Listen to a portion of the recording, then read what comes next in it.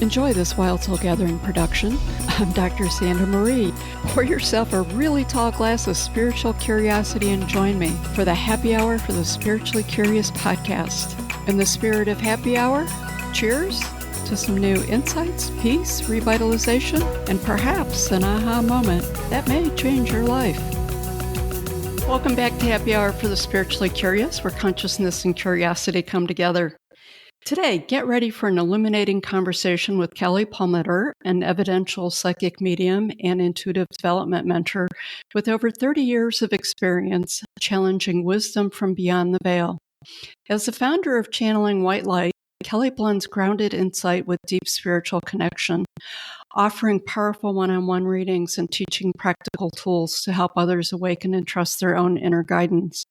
In this episode, Kelly takes us behind the scenes of her own spiritual awakening, from early psychic experiences and life-changing intuitive nudges to fully embracing her path as a professional medium. Her journey is a testament to courageously following your soul's calling, even when the world doesn't know quite what to make of your gifts. Welcome to the show, Kelly. Thank you. I'm happy to be here. Excited to have you. Kelly, I would like to start with, what did spiritual awakening look like for you? And was it sudden, like flipping a switch, or more like a slow unfolding?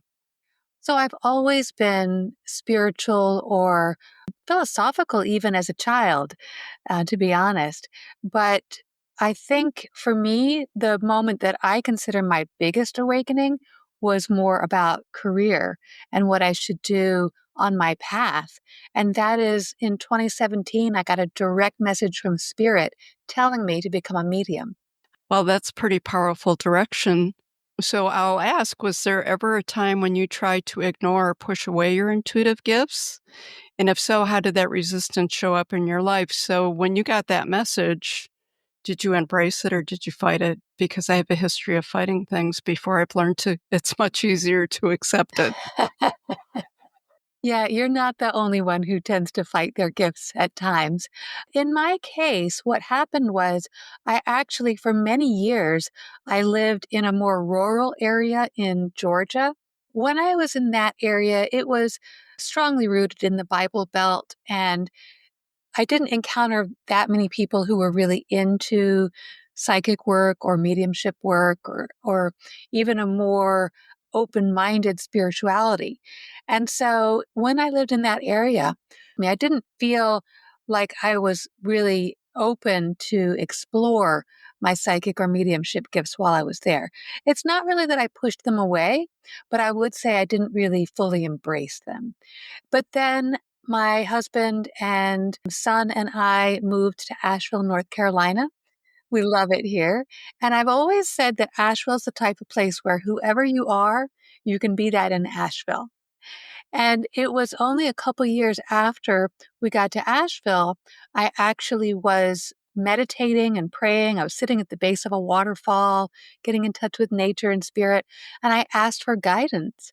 I said, I want to make a difference in the world. If there's something I can do to help others that I'm not already doing, please give me a sign and I'll try to follow your guidance. Well, at the time, I was expecting something subtle, like a friend loans me a book or something like that.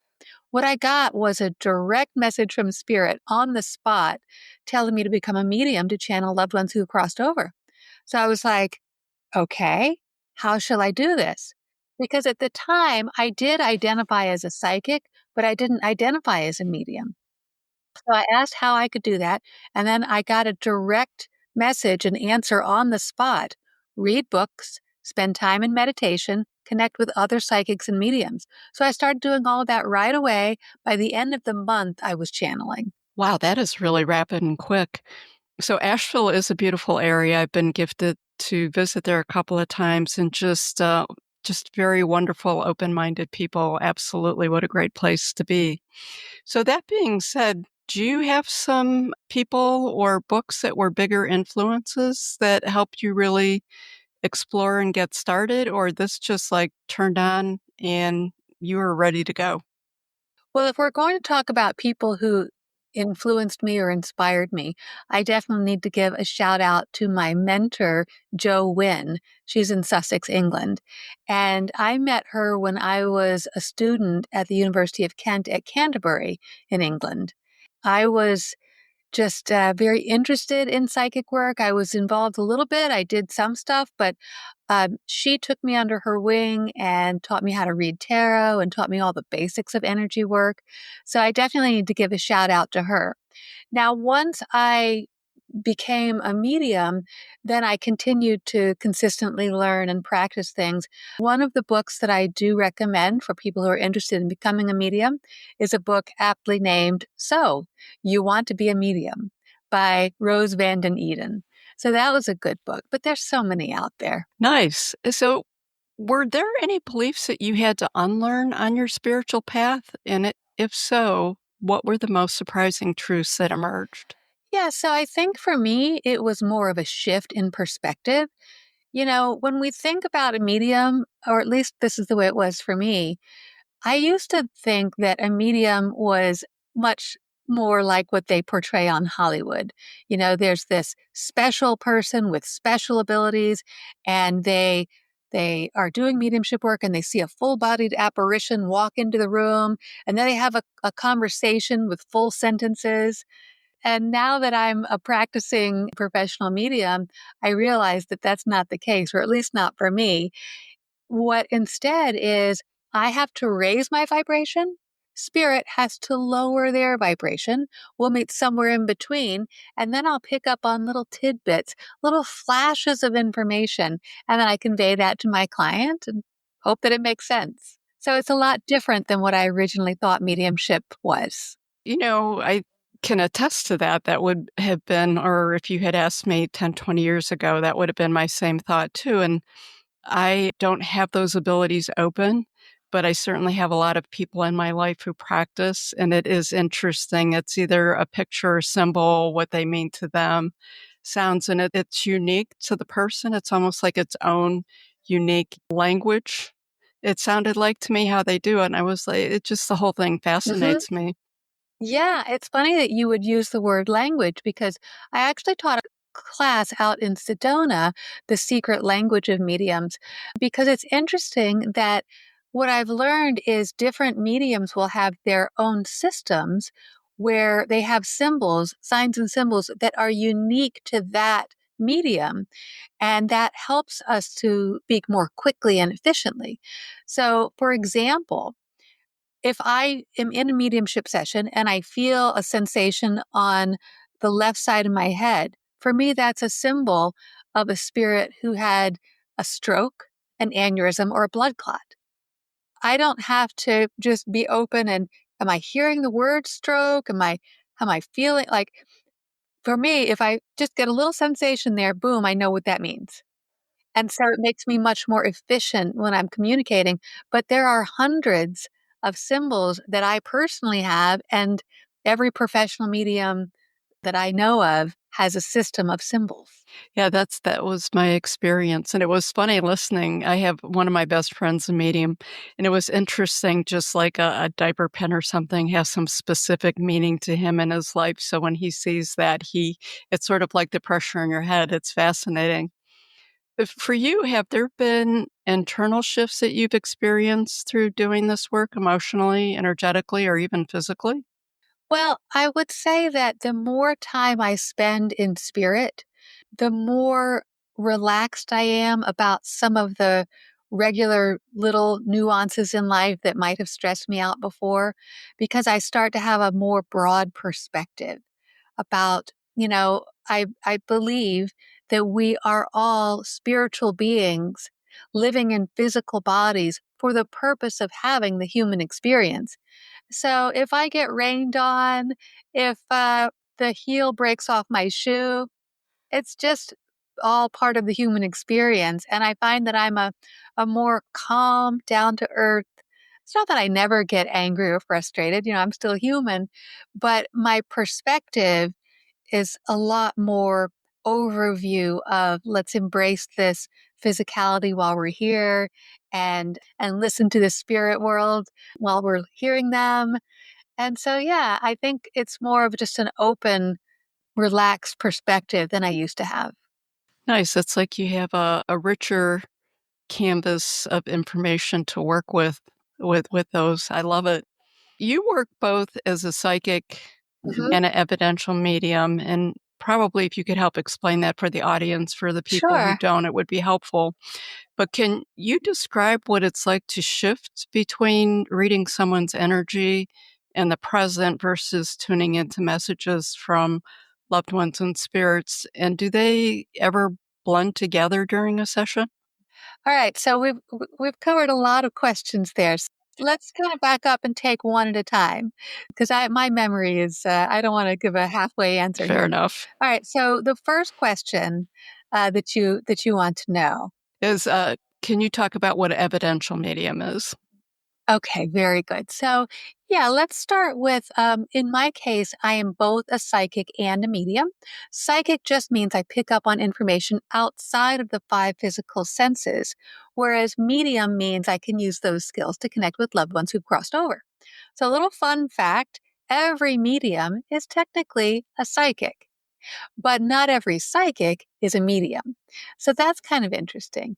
And as a psychic, when I talk about picking up on information outside of the five physical senses, that's where we hear about the clairs, right? So in my case, I am an empath. I feel the emotions of others. I'm clairvoyant, so I psychically see images, clairaudient, so I hear messages, clairalient, so I get psychic smells, clairsentient, so I physically feel the energy, and also claircognizant. So sometimes I just know things. I do like to acknowledge, of course, that everybody's a little bit different. Now, going back to mediumship, medium again just means that someone can use the psychic skills to connect with loved ones who've crossed over.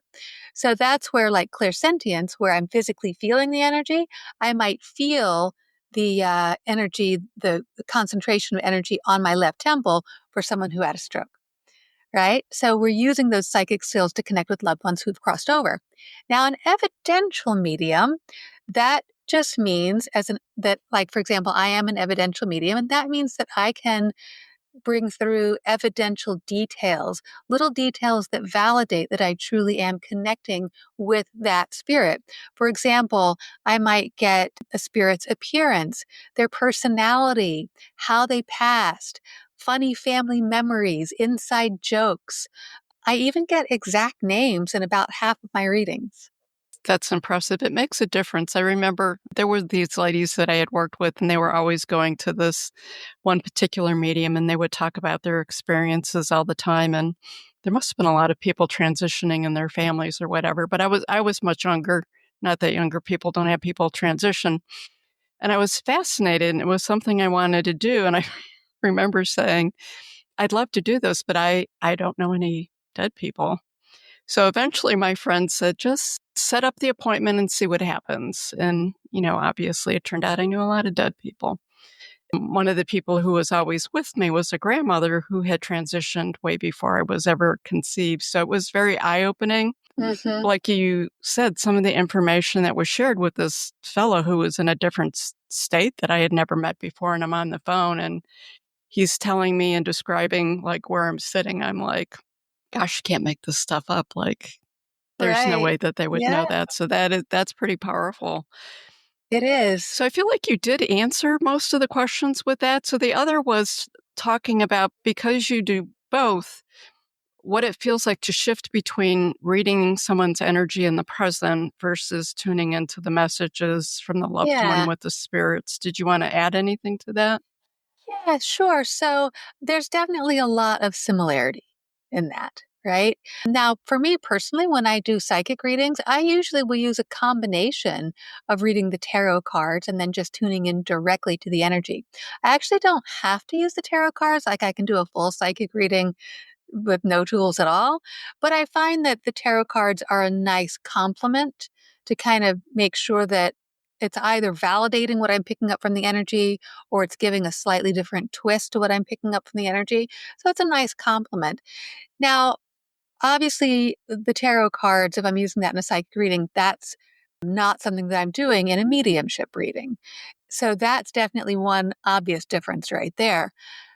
Now, when I'm doing mediumship work, some of it feels the same way. And I am using some of the same skills as psychic work. So, a lot of times people are very concerned about, they want to make sure that information is coming directly from spirit. So for me, if I have to be absolutely sure that I'm picking up on something from spirit and not from psychic work, then I actually can ask spirit to present themselves in a physical way. So I did that before when I was doing a missing persons case, and I wanted to know if in fact the spirit was actually dead, because that's not something you want to get wrong. And so I just asked the spirit, I said, okay, if this is accurate and I'm really picking up on you, I want you to present your physical spirit right here. I want to physically feel the thickening of the atmosphere right next to me. And he did do that. He presented himself that way. So I was able to confirm that, yeah, it was spirit that I was talking with and not just psychic information. And of course, then later they did find the body. So it confirmed it.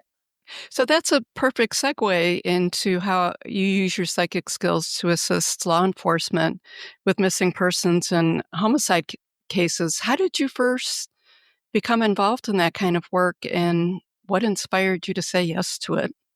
I just want to be transparent and acknowledge that it's not a big part of my life.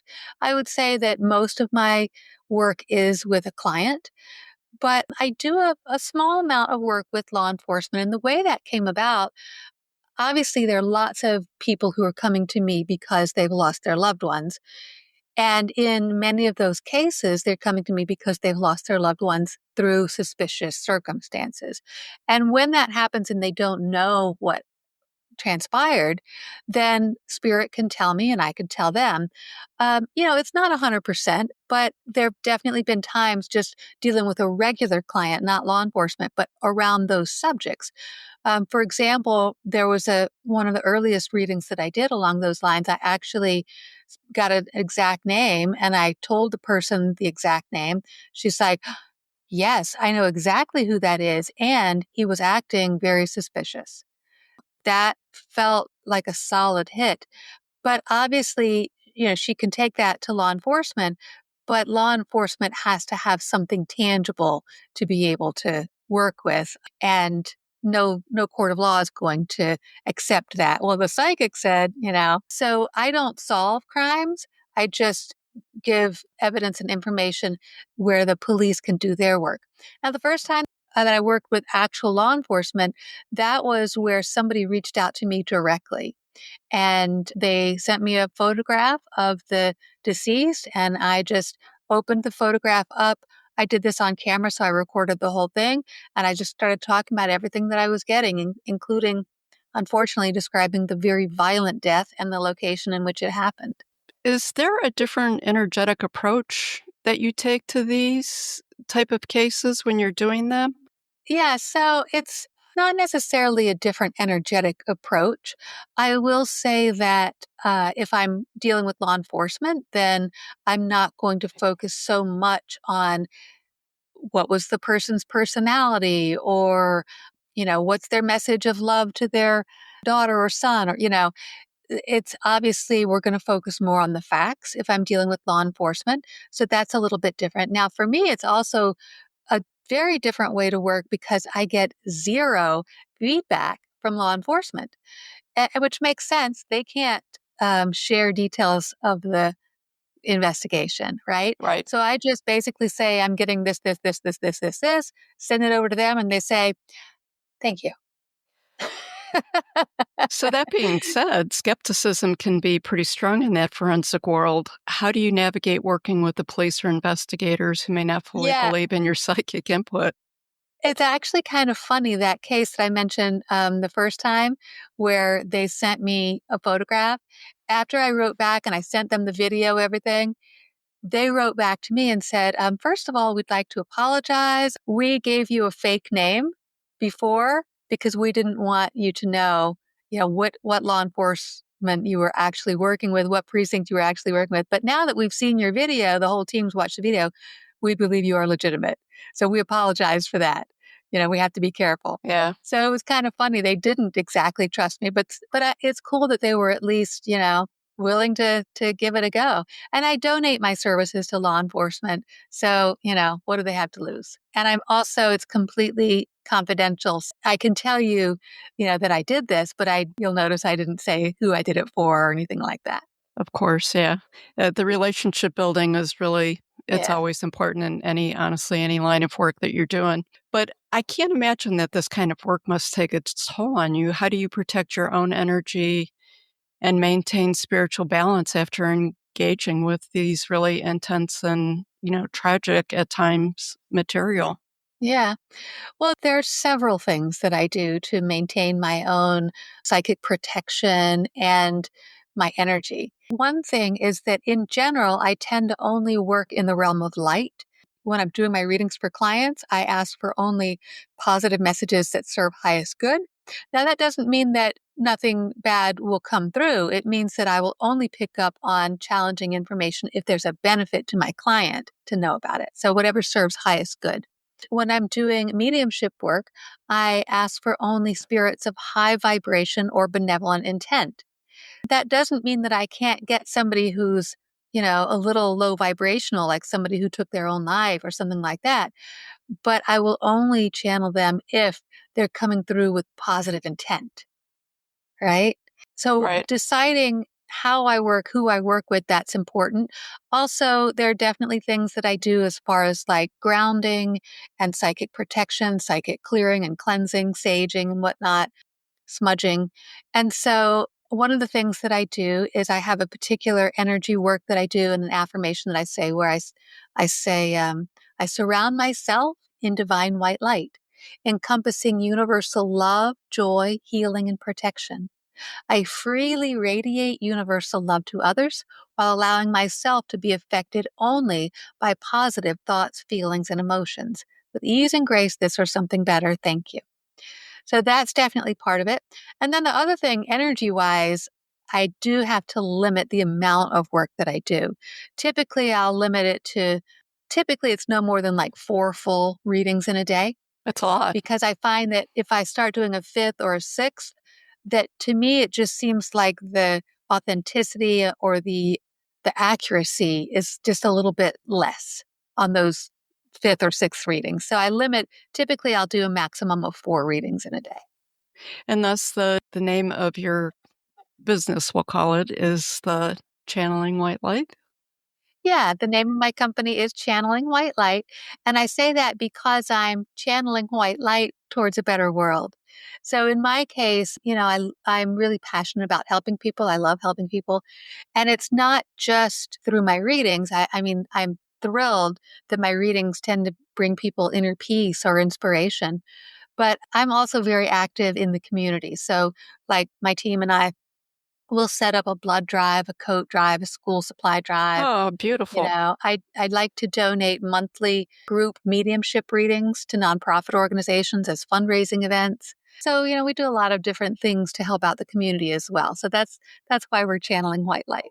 Nice. I like that. I do want to go back just real briefly and touch on it. I have found that, especially when someone transitions via suicide, that a lot of work that you and your peers do really can bring a lot of healing and closure, as that is, I think, one of the more difficult transitions for folks that are left back on the earth. Yeah, I actually wrote a whole blog post about this that I published on my website because when it comes to suicide, people do tend to wonder more about the well-being of their spirit, their soul. And I think part of this is definitely because some religions have some stigma where they talk about suicide victims ending up in purgatory. And, I feel like I understand, like, you want to discourage people from committing suicide, of course. But I also feel like it's important to know that, like, in my experience, every person that I have channeled who died via suicide, they did go through a transition period. There's definitely some learning and some growing on the other side. But I also feel that they are surrounded by other loved ones and spirit guides and angels surrounding them with this love and light, comforting them and helping them to get through that transition and that learning period, that growth. But ultimately, every person that I have spoken to in spirit who has crossed via suicide is ultimately okay. They recognize that it was an error, that they wish they hadn't done it, but ultimately they're okay. Yeah, that's important. Thank you for sharing that because I know it brings a Of lot of course. peace for the folks left behind. Yeah. So let's take a look at some other work that I think that you're doing right now. Are you involved in a new project called Undercover Psychic? And can you share some insights about that? Sure. So Undercover Psychic, that is the working title of a new television show that is in pre-production. So, who knows? We'll see. I can't reveal details right now, like which networks I'm in discussions with, but my producer and I are kind of working through some options. So that I'm going to be a little coy about because it's still really early stages. Now, there's another project I could share with you that I think is also exciting, Okay. and that's much closer to actual fruition. And that is, and you're the first to hear this anywhere. I have just completed writing a psychic credibility scoring system. Oh, So this is really exciting to me. It's a very extensive system. There are actually 50 different evaluation elements, and it's each element has a numerical score. So if you're wanting to get a reading with a psychic or a medium, but you're not sure, if this one credible or is this one credible, you can use the psychic credibility scoring system to go through and evaluate and answer these questions about the psychic or medium. And some of them are very simple questions. Most of them really are all simple questions, but they add up to a more comprehensive picture about whether or not that person is likely to be credible or actually may have some things that could be considered major red flags. So, for example, I'll just give you the first one. How did you find this provider? Did you seek out this provider that you're evaluating, or did they approach you? Did they send you a message through your private messages, direct messages on social media, something like that? Because what we find is legitimate, okay. talented, authentic, trustworthy psychics and mediums have people coming to them. They don't need to go out and solicit business. And in fact, typically those who are going out and directly contacting people, those are the ones that you really have to look out for, especially if they're saying something like, I've got the spirit of your mother here and she's very unhappy with you, or she's stuck and needs help crossing over and, needs you to get a reading to fix this. No, that's a huge red flag. So this psychic credibility scoring system, I've finished writing it. We're putting the finishing touches on it now, and it should be out on my website, channelingwhitelight.com, sometime coming up in the next couple of weeks. I love that. So it's really a spiritual activism project for your profession Yeah. because I feel like Yeah. there's not a lot of tools for people out there with your profession. And, spirituality is coming to the forefront, and people have their own gifts that they were born with actually starting to be turned on. There's a lot of questions out there and there's a lot of people searching. So I love that you're creating validity tools to help people with that. Yeah, we know that there are skeptics out there who believe that every psychic or every medium is a con artist. We know that some people who portray themselves as psychics or mediums actually are con artists, but we also know that, or at least I know that I am, we'll say, sincere. I mean, technically, I could be delusional, right? And all of these exact evidential hits that I get, including exact names, might just be crazy good luck, right? My point is that there will always be people on both sides, believers and skeptics. Of course. But to my knowledge, this is the first time that we've had a comprehensive tool that really can bring together and address both sides of that equation. That's nice. Now, do you do classes for like intuition or other projects, or are you mostly focused with this different versions of the psychic and mediumship readings that you do? Yeah, so I have taught classes in the past. I actually recently taught a class at a conference in Sedona, Arizona. I taught a class on the secret language of mediums. So there's that. And then I taught a class at the Oregon Ghost Conference, which was psychic protection for ghost hunters. So I've definitely taught classes in the past. But for me, I tend to focus more on one mentorship. It's like teaching a class, but it's just teaching a class to one person at a time based on what their exact needs are. And so that's actually listed on my website, Psychic Development Mentorship. If somebody's interested, you can just read all about it and see if it resonates with you. But basically, what I do is someone will come to me, we'll have a one on one session, or they can get a discount if they get a grouping of sessions. And they tell me everything that they've experienced, and I talk them through that. Maybe they have some questions about what it is that they experienced. Then I guide them through every step that they want to be guided through on their psychic development journey. So for some people, it might be, how do I control it? How do I turn it off? Other people, how do I enhance it? How do I get stronger? Some people might even want guidance on starting a psychic business. Okay, that makes sense. You talked about the possibility of undercover psychic there. I love the title, and I'm sure it's just a working title. Yeah. What else is next for White Light Channeling and Kelly? The television show that is in pre-production, that's something that's very exciting. The psychic credibility scoring system is very exciting. So those are two really big things. Now I've got some other possible things that are in the future. Definitely there will be a book, but it's very, very early stages on that. Those are the big ones. I really can't get into more than that. No worries. So, again, for the listeners who want to work with you, can you just sum up again what it is that you offer and how they would connect with you? Yeah, I mean, the best way to get in touch with me is through my website, channelingwhitelight.com. I have a ton of information there, lots of frequently asked questions. People can go there to read more about all of my services, my sliding scale rates, read my reviews. You can actually watch video excerpts of my actual readings, see my full availability, and book appointments online. The best is my website, channelingwhitelight.com. But also, a lot of people enjoy my YouTube channel, which is also called Channeling White Light. And I'm on all the social media platforms, all the major ones. Nice. And I'll make sure that I get that all included in the show notes and on our website also. So, as we're winding up the happy hour for the Spiritually Curious podcast, we have 3 questions we like to ask each of our guests. If your spirit guides had a theme song they played every time they showed up for you, what would that song be? The name of the song is Rhythmic Funk.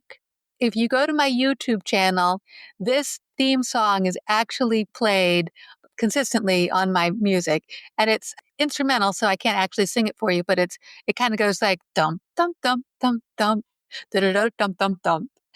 So it's got a cool little rhythmic funk thing going on. That it's upbeat. It's kind of fun. It's kind of cool. Oh my God. Yeah. Thank you.